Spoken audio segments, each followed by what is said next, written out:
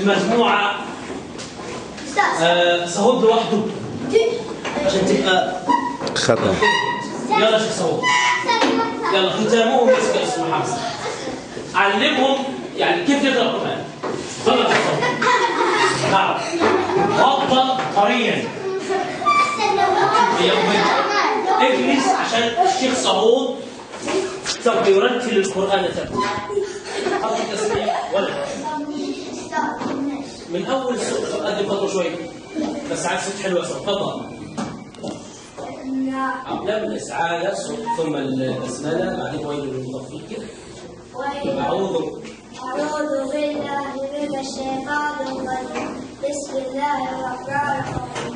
ويل اليوم ويل للمطففين. ويل المطففين الذين اكتالوا إذا ما تنسى إذا أحسنت. اكتالوا على الناس يستوفون.